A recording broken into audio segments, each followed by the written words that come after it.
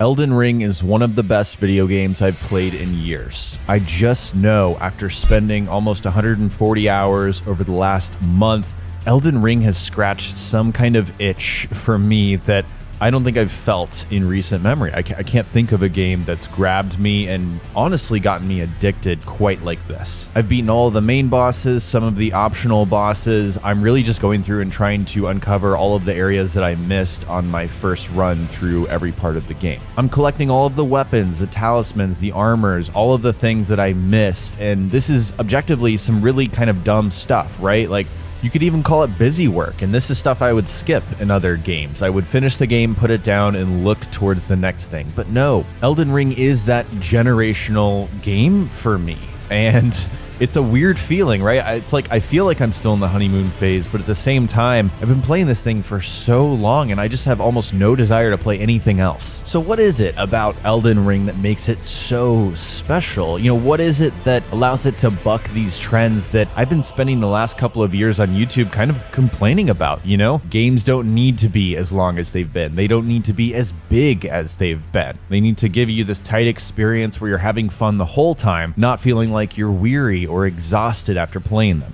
Top of mind for me on that point is quality, and that's something I've kind of always said about those characteristics. If a game is huge and a game is long, then it has to keep up a certain quality, right? Or else you're just going to get bored. You've seen the same stuff over and over and over. The thing is, with Elden Ring, if you go to every single area, you are constantly seeing something new. You're seeing new terrain, you're seeing new enemies, and these things force you to actually evaluate and change up what you're doing constantly. I think we have not seen something like that on this scale in a very long time at this quality. I think you're hard pressed to play this game and get bored if you're enjoying it because it is so damn interesting.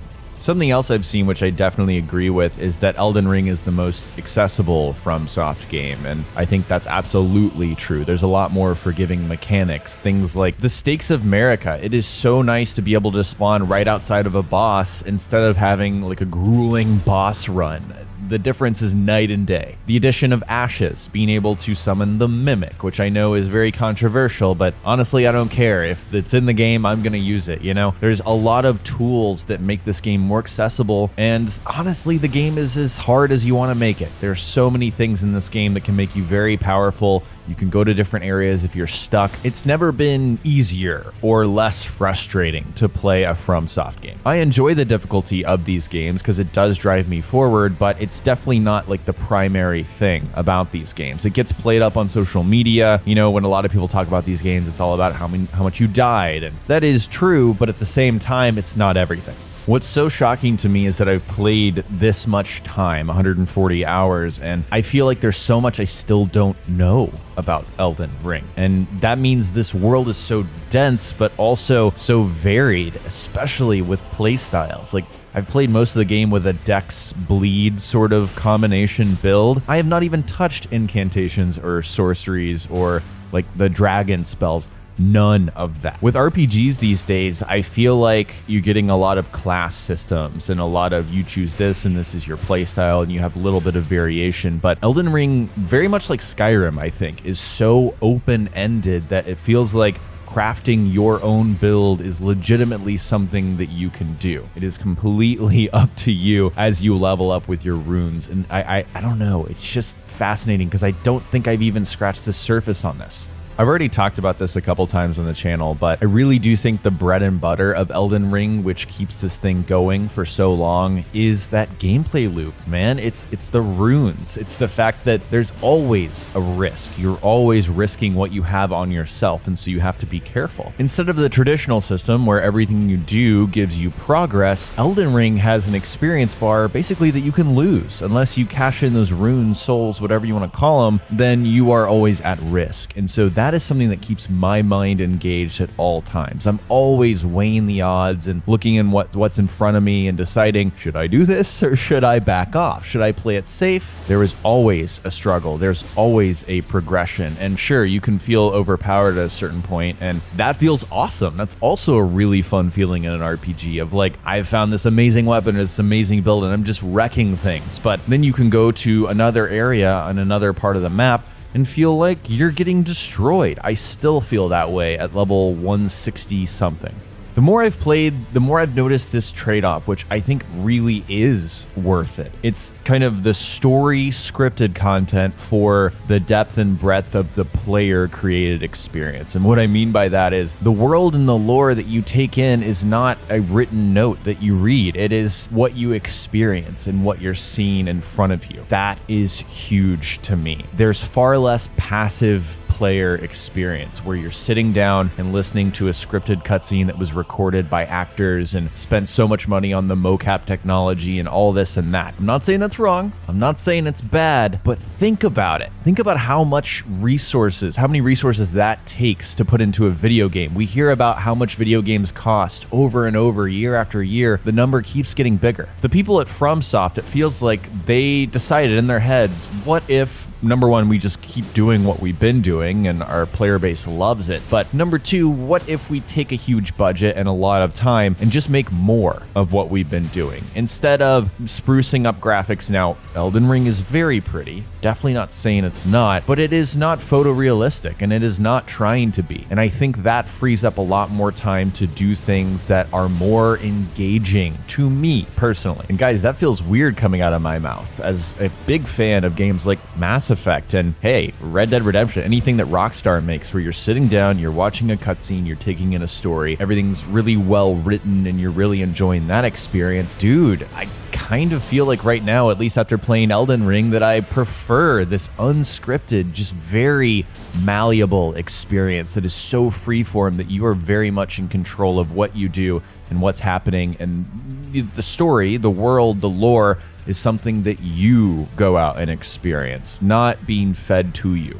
Ever since I beat the game, I've been looking up, like, what are the best weapons in Elden Ring? And I've spent so much time just going out and finding these things that I've missed. And it hit me that Elden Ring is full of so many, oh my God, that is so cool moments. And what I mean by that is these things that make your jaw drop. Like when I get a new weapon and I'm like, okay, I've never really used this thing before. Let me go level it up and then use it on enemies. And oh my God, look at what it does. There are so many cool, crazy things in this video game that give you that pause and be like, oh my God, did that really just happen sort of experience. And gosh, I can't think of another game that's done it as much as Elden Ring for me. And that's a FromSoft thing. I mean, these worlds are so imaginative and they're in this fantasy setting that is completely unique, that it has so many elements where you don't know what you're looking at, you don't quite understand it, but that's sort of the allure, that's the mystery of it all.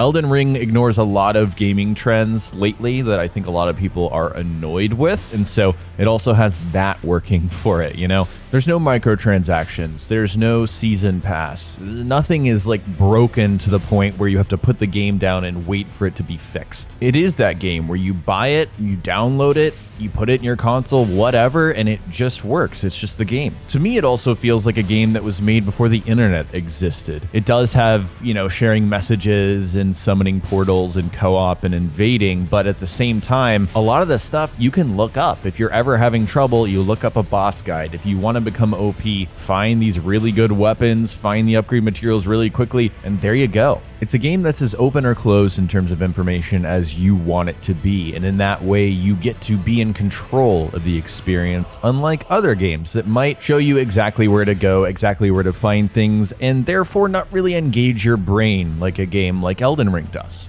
Yet another advantage of this game is that I don't think there's a lot of emotional baggage with this series, and that's something I see with so many games where there's a fan base that has certain expectations. Elden Ring very much is a sequel to the other games, and it sort of proves that this formula all along has been something very compelling. They have not ignored what made previous games great in service of chasing a new trend in order to be relevant. I do think that making it open world certainly is, you know, a move towards how other games have been, but at the same time, it only really enhances what these games are about. Elden Ring knows what came before and uses so much of that DNA, but then pushes it forward in ways that make sense, evolving in a way that is modernizing the game, making it more accessible, and also just more fun.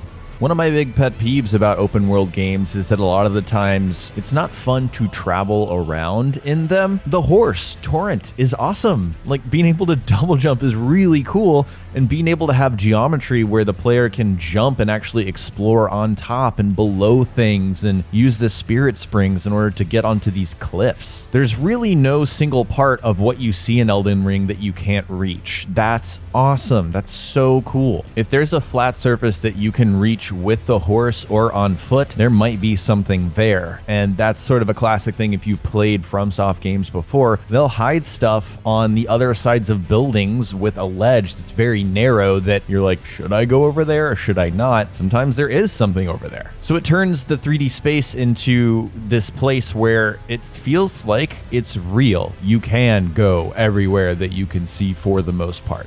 And another thing that I just really sincerely love about this game is that it does not take itself seriously at all. I mean, sometimes you want that from a video game, right? Sometimes you want an Arthur from Red Dead Redemption 2 where sort of this tragic story and, you know, it's emotional, and that's great. I love games like that, and I don't want all of them to change just because Elden Ring does its own thing. But the fact that I can dress my character like this, and then go and like take on a boss, I love that. It just reminds me of what video games can be, which is this ridiculous escape where, you know, you can do whatever the hell you want, and the game respects that. And hell, it even encourages it. Like, why can I use a massive finger as a weapon? Why? Because it's funny, and it's fun, and it's cool. That's really all there is to it. Elden Ring ignores a lot of trappings of RPGs that are just dated ideas that just exist because everyone else is doing them. Case in point, carry weight. There's no carry weight in Elden Ring. Thank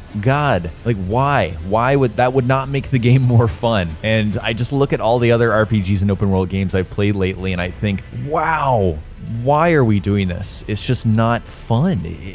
I'm speaking for myself, obviously, but dude, Fallout doesn't need carry weight. Not even Skyrim. Skyrim doesn't need carry weight. That is such a passive, sort of dull game mechanic to make players travel back and forth to dump things. It's just not fun. And I think maybe in a survival game where it actually does make sense, sure, do the carry weight thing. But as a mechanic just in a video game that could potentially generate fun, I'm not so sure that carry weight really makes sense in a lot of games anymore.